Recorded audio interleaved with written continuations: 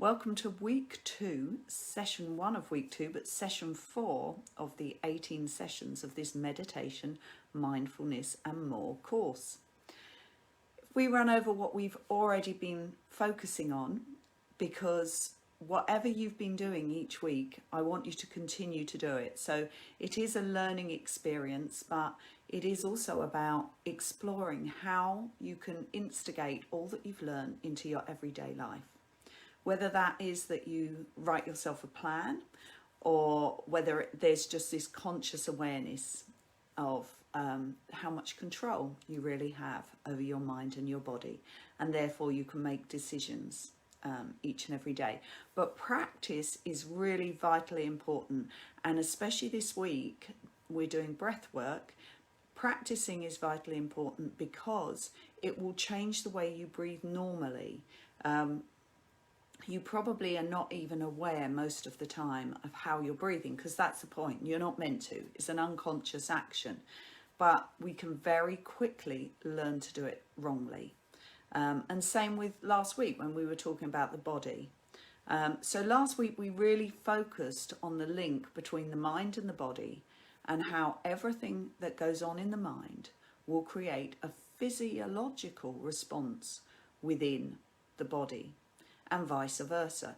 So in last session, we looked at how by just making small adjustments to the body, tiny adjustments, we actually change the way we feel about certain things. So we can change our emotions. So move your body, move your mind was the theme. And when we think that by using our head we can always solve the problem, we're actually feeding it. But when we can make a slight adjustment to our body, and the chemicals within our body and our brain then change, then everything changes, because you change one thing and it's a knock-on effect, the butterfly effect. So when we're stressed, anxious, unwell or in pain, we often feel at war with our body, as if it's somehow disconnected to us, as if we don't have any responsibility for it. We're just angry with it. And that's really not very helpful. So as we learn to connect positively with our body, and today within our breath, we can quieten down, or hopefully create a much better internal dialogue with ourselves. And that dialogue, obviously, it's not necessarily words, but it's the way that we respond unconsciously to all sorts of things that are going on. Okay. So why are we doing breath work? For breath work, we're looking to improve a whole host of things related to our body and our mind. So it's easier to relax when we breathe correctly. So the long, slow out breath takes you straight away into your parasympathetic, into your rest and digest, safe and socialize mode.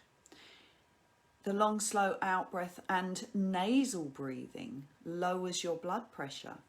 Within our nose, we have hairs, and those hairs have silica, and they, or silica, and they produce nitrous oxide, which is a neurotransmitter.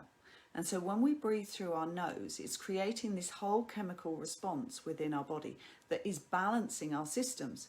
But when we breathe through our mouth, we're missing that vital part of our breath. So we do breathe through the mouth for some therapeutic techniques, but I don't think we'll get onto that this week, because that can feel very strange and send your head off spinning. But there are some therapeutic techniques where they do mouth breathing for different exercises. And but the important thing for your everyday breathing is that you are producing this nitric oxide, or nitrous oxide, because it is a vital part of your well-being and will affect many different parts of your body, from your blood pressure to your digestion and things like that. So nasal breathing all the time. And you may not notice, but when we get stressed, we're much more likely to go like that. And also, if you think about when someone's shocked, they go, sharp intake of breath. If you're breathing through your nose, you can't do that. So it also So the purpose of breathwork is it will boost your digestion. It will, of course, tone your vagal nerve, which is very, very important to your overall well-being. It will make your skin glow. Oh, yes, because you're oxygenating the body, but everything is working at its optimum function and you are getting rid of toxins. 70% of the toxins that we produce in our body, we lose through our breath. We excrete them through our lungs. So if you're not fully out breathing, you are missing out on getting rid of those toxins, in which case they're lingering in your body and it dulls the skin, amongst other things. So because breathing is the first and the last thing that we do in life, everything in between can easily be added to our day. So we can capitalize on these exercises. So when you wake up in the morning, you're breathing. When you go to sleep at night, you're breathing. 17,000 or thereabout breaths a day. So if those breaths are short, shallow, then you can understand that you're missing out on a whole host of health techniques. And if you're not feeling great, that could be why. So this is really important because it does follow on from last week's posture. And if we think about the closed aspect of unpleasant feelings, then we can't possibly breathe correctly like that. But when we are open and expansive, then we are open to changing our breath.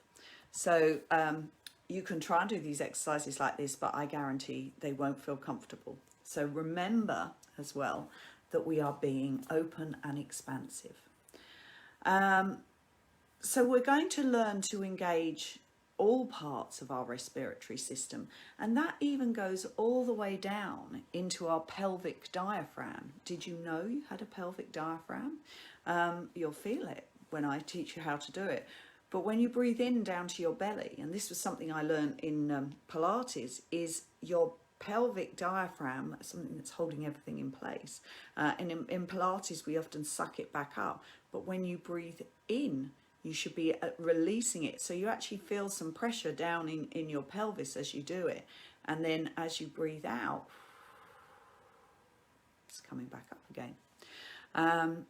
Okay, so this week we are going to focus on deep abdominal breathing because it will balance the nervous system. It's going to lower your blood pressure. It's going to improve your circulation. So that's good for your skin as well, because if your circulation isn't going, and it's the toxins from all the processes going on in the body that we want to excrete through the breath.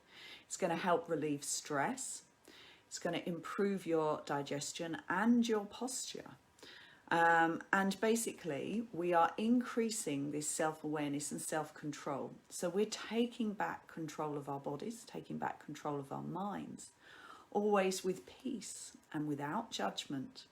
And we're going to experience the fullness of ourselves and of life from this balanced state by using our breath. Exciting stuff. So why do we even need to learn how to breathe?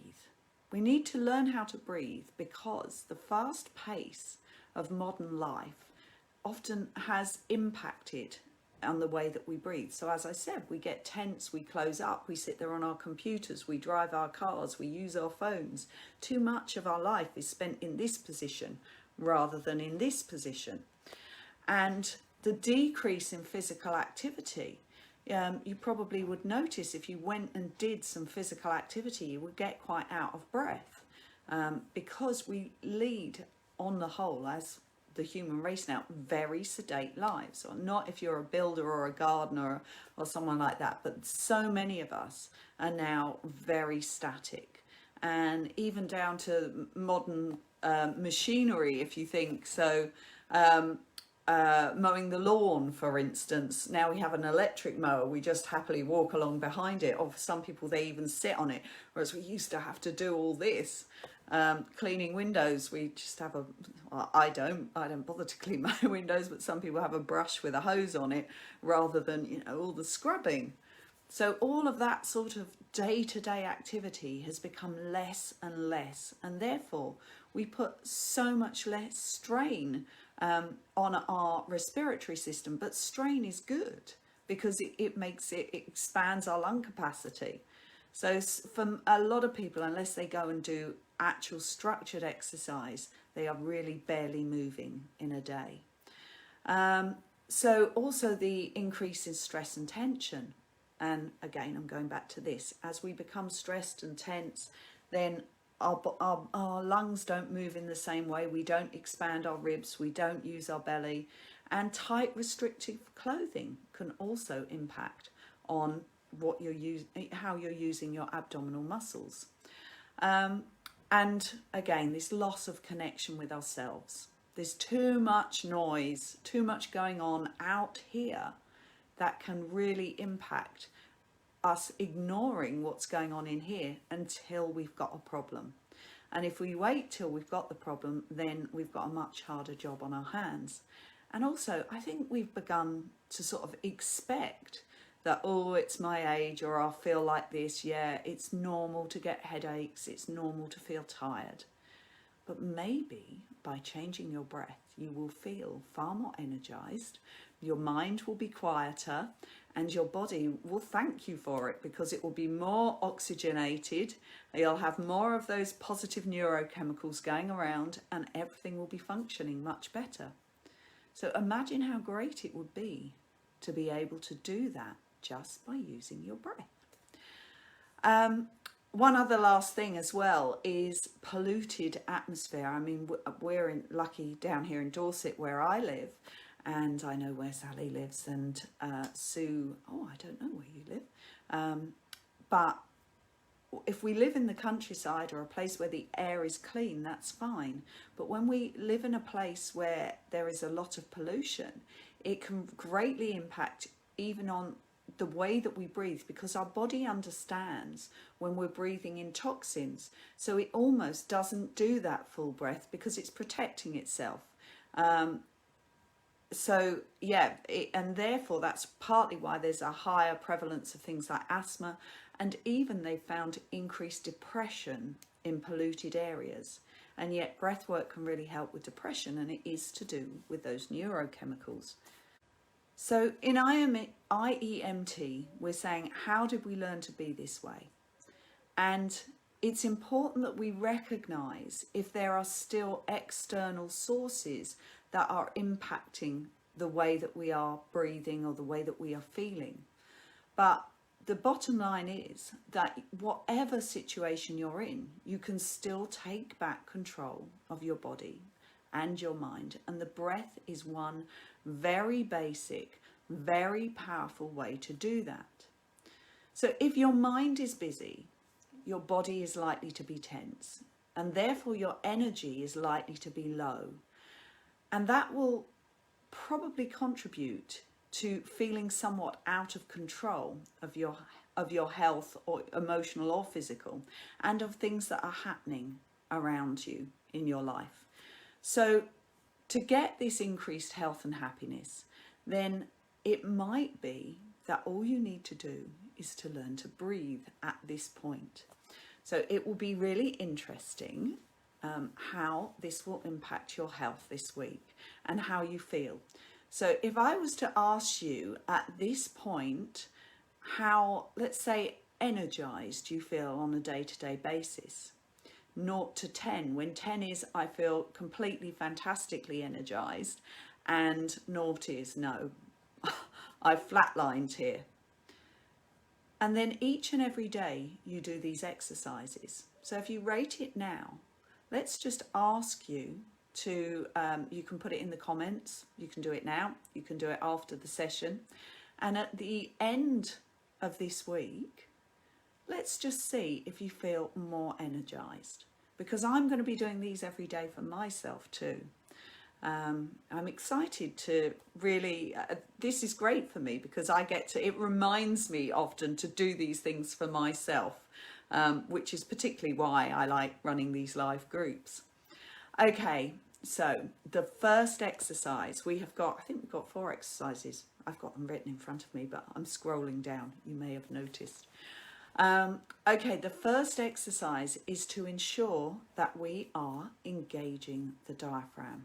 I'm just going to put the audio recording on for this, so hold on 1 minute. Okay, let's get the next back up. Okay, I'm now seeing bits I didn't want to see. Right, okay. It is now all recording, so I will put the audio into your course site. Right, if you put one hand on your diaphragm, so just below, can you see there? Just below your ribs, and the other hand on your chest. Okay, I'm just going to tilt the camera back to, so you've got my full head in there. Okay, so you've got one hand just below the ribs on the diaphragm and the other hand on the chest. And just notice where you're breathing. Breathing in through your nose.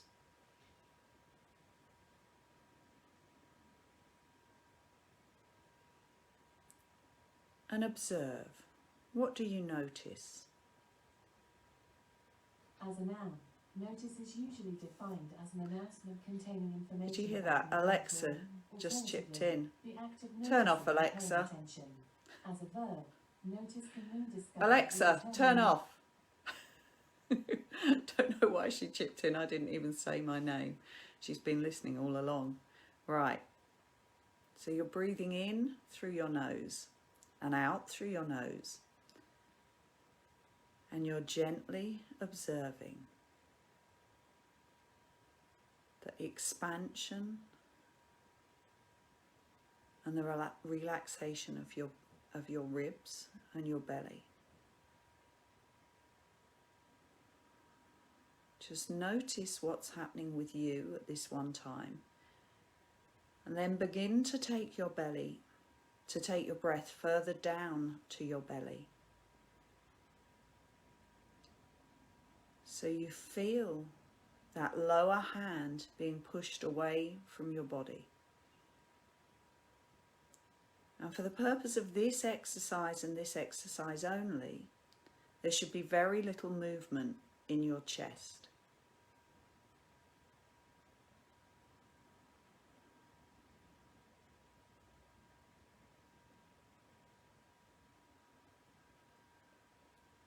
So when you are doing this later after this session, maybe do 5 diaphragmatic breaths. So that's 5 ins and 5 outs. I will post the instructions up, written instructions up on the site as well. So how natural does that feel to you? Is it easy to make your diaphragm move? Now, if you think the diaphragm is a muscle like any other muscle, so the purpose of this is that if we are continually breathing up here, because we've got stressed, then we're not using the diaphragm, and the diaphragm, like any other muscle, can lose its strength. So it can be really helpful, because not only are we increasing the strength of that diaphragm, we're increasing the neural pathways to that diaphragm to remind it to work when we breathe. And because we're also breathing in through our nose when during our busy day, we might be breathing through our mouth, we are also reminding our brains that this is how we need to breathe, because it can very, very quickly learn how to do it properly. There's a breathing center of the brain, and it literally can switch from one to the other. So when you're in your sympathetic nervous system, you're much more likely going to be because you're on that fight and flight. And if you were having to fight for your life, this would be a useful way to breathe, which is why when we run, we breathe differently. Apparently, you're meant to be able to breathe in through your nose when you're running. 1, I can't really run anyway, but 2, that's never something I've been able to master. It's always like, like that. So if your body thinks all the time you're fighting for your life, your breath will be up here. And as soon as you take it down here, then you've switched that breathing center of the brain, and it's now also activating the parasympathetic nervous system. you're strengthening the diaphragm, and then you are resetting it. So in your everyday life, you will continue to breathe using your diaphragm. Okay, so that's exercise 1. Exercise 2, which I seem to have lost on my screen here. There it is. It's all gone out of order. I'm going to have to reorganize it. For this one, we're going to do the full breath. So just to recap, you want to still use your diaphragm, but now we're going to begin to take the breath into our ribs here. So we talk about the ribs going east and west, so widthwise, like that. But you still want to be using your nose and your diaphragm. So, and then you take the last part of the breath up here, and then as you breathe out,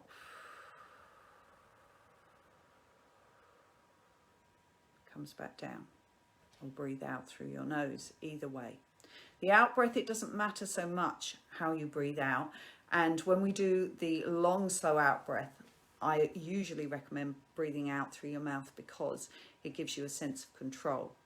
But for this one, you can breathe in or out through your nose. There is no holding of the breath either. So it's not like you breathe in, hold it, and then breathe out. It should be a nice, gentle flow, nice and soft, quite effortless. So really enjoying the expansion and the relaxation of it. So let's give that a go. So you might want to keep your hands still on your abdomen and on your chest so you can follow a little bit what's going on. And you're getting, that's feeding more messages to your brain as you're getting the information from your hands. So breathing in through your nose.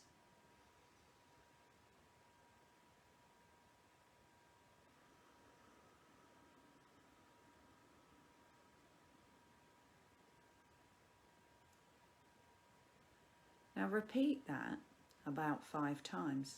Obviously I can't give the dialogue while I'm doing it, but you breathe in, allow your belly to expand, your ribs to expand, and just at the last moment there's a bit of a rise of the upper chest, and maybe you feel yourself getting taller a little bit, and then as you deflate, the chest goes down, the ribs go in, and the belly comes in again.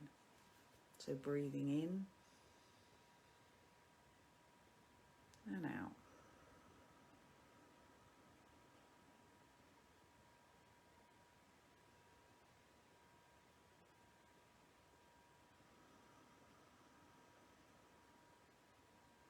Really begin to notice how when the ribs expand, you feel that in your back as well.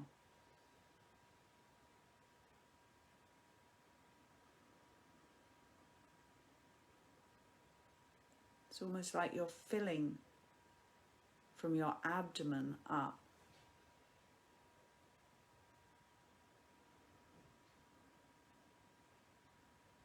On the next in-breath, don't just notice your diaphragm from your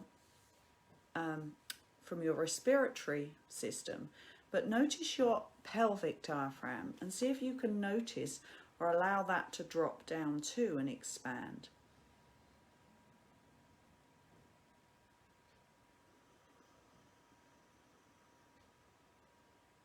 And if you want to incorporate a pelvic floor exercise, you pull that up on the out breath.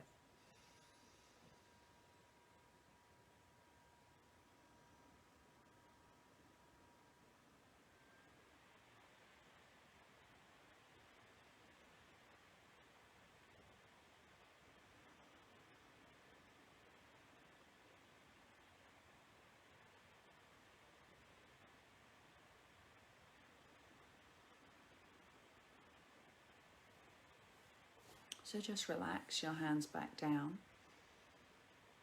and allow your breath to return to normal. But as it does, just notice what's happening with it.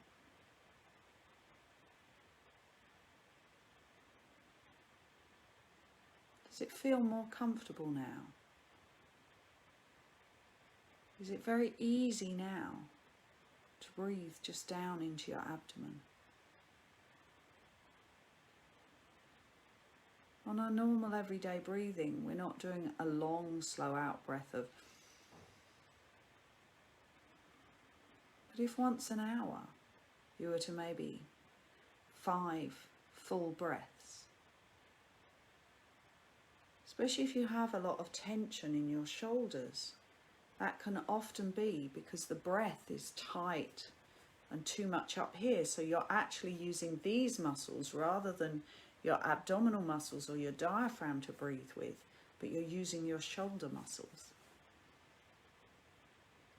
In the Qigong type exercises that were in last session, if you've done them, you'll notice, in fact we can do a couple now, even just starting with your hands in, and as you breathe in,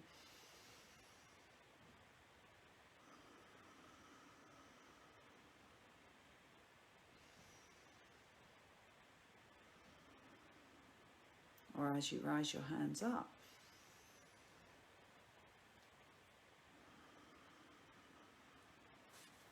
you'll notice how that allows the chest to move as well. And so even though we are obviously breathing with the movements, we're not having to particularly take our conscious awareness to how our ribs are opening, because the very exercises in themselves will open that. So I would encourage you to continue on with the exercises that we did on Thursday in the last session. Okay, so another way that we can use the breath is as an anchor point. So in mindfulness and meditation, we often use the breath as our focus. So when we're up in our heads, we're usually in our sympathetic nervous system. And by anchoring our minds on the gentle rhythm of the breath, we're dropping our awareness into the body, and we're giving ourselves the opportunity to quieten our minds. And as the minds quieten, so not only is the action of the breath stimulating the parasympathetic nervous system, actually dropping our awareness to our breath is also activating the parasympathetic nervous system, because that whirring, that constant busyness has quietened down. So during this exercise, we're going to come into the body, away from our minds, but because the mind likes to be active, we're going to say to ourselves, breathing in, breathing out. So you just repeat that in your mind. But first of all, let's just see if we can sit comfortably with our breath for 1 to 2 minutes. So notice where your mind goes. So first of all, we're not doing the breathing in, breathing out dialogue in our head. First of all, just sit and observe your breath. You might want to put your hands on your abdomen and chest, you might not. And as we do this, just try, and if your mind wanders, just draw it back to the breath.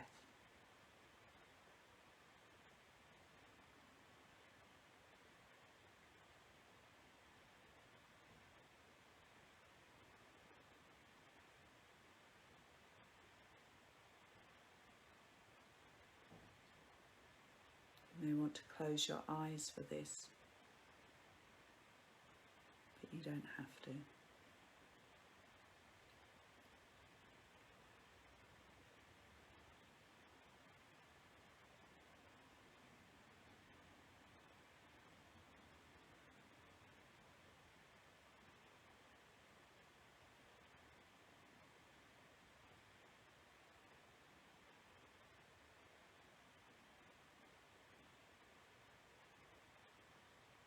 Be aware of the air entering and leaving your nostrils.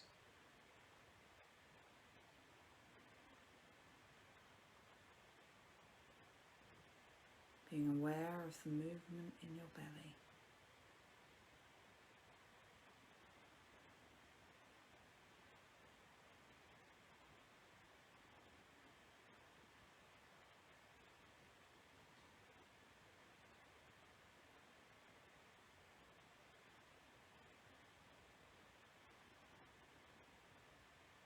If your mind wanders, just bring it back to the breath.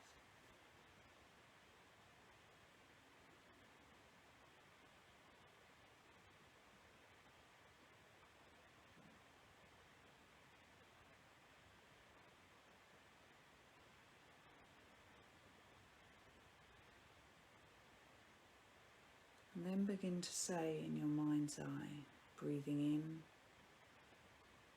breathing out.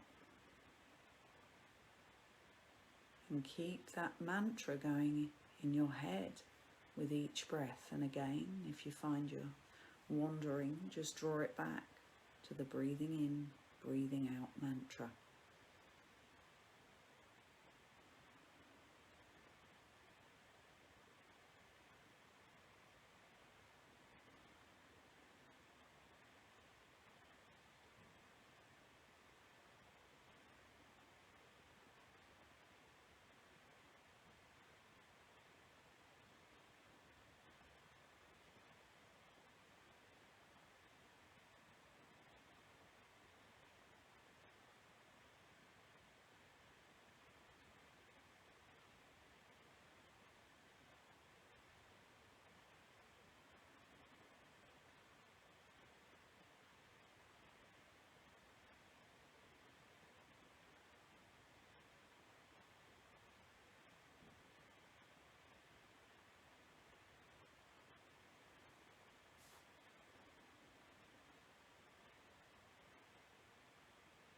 All the while being aware of how you are breathing.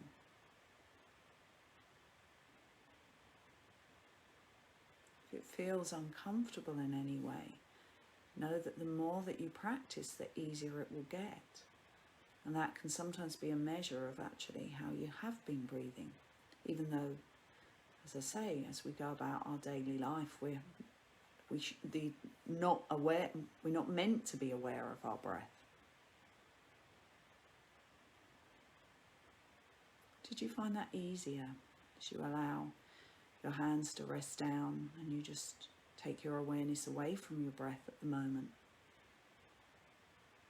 Was it easier with a mantra, the breathing in, breathing out, to give the mind something to be busy on? And as we go through the exercises this week, we'll sometimes be using other mantras to enhance what we're doing. So the last exercise today is one of my favourites. If in doubt, breathe out. So this is to help calm the system very quickly.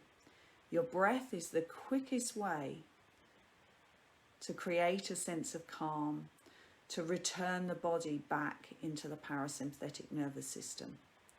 So again, when we feel stressed and we feel anxious, then just a long, slow out breath, 2 or 3 of them, and it will really help reset, rebalance your body and your mind.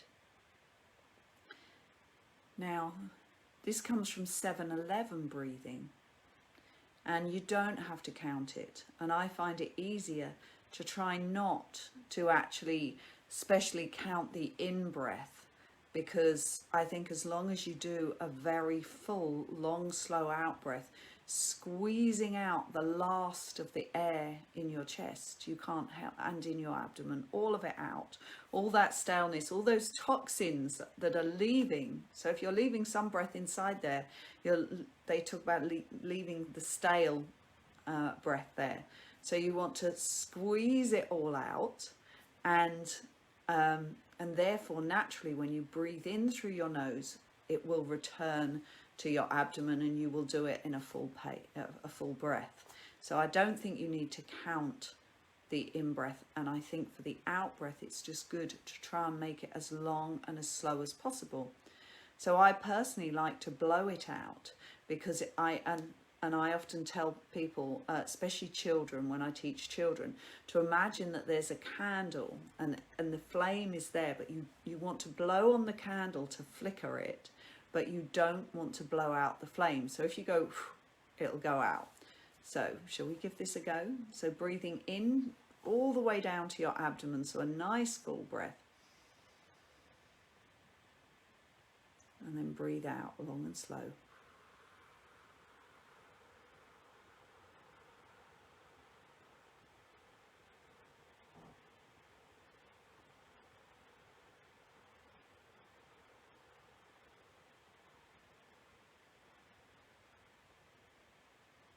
In through the nose.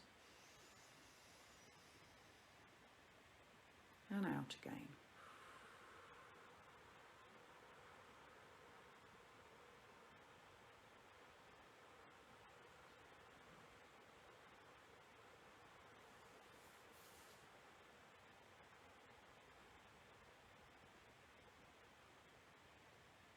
In through the nose.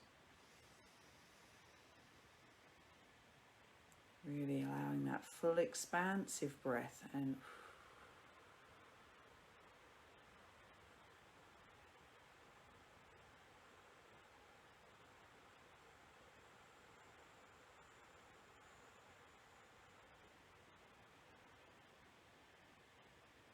in through the nose. And just allow your breath to return to its normal pace.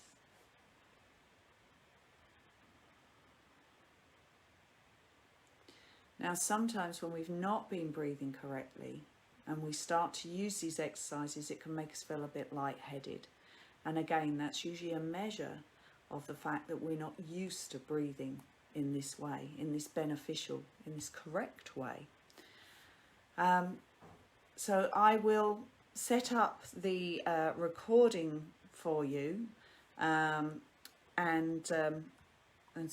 sorry, I'm just checking whether there was anything else on my list there. Nope, there wasn't.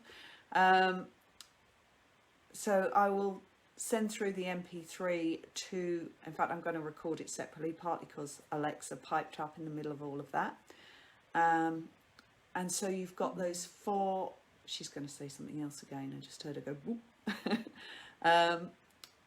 You've got those 4 exercises.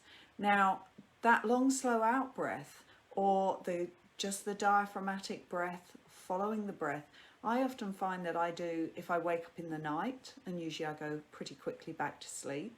It's great to use if you've got any discomfort, to just focus on the breath, to take your mind away from any pain.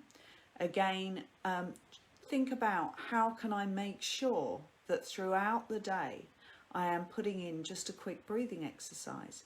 It might be if you're going to sit at your desk to do something, that you do the breath. You might do it in the shower. I think the shower's a really busy place. I'm often suggesting you do things in the shower, including sing, of course. Now, singing, of course, is great because you have that long, slow out breath as you sing. And that definitely opens the lungs and tones the vagus nerve, of course. So just think about how you can fit this into your daily activities.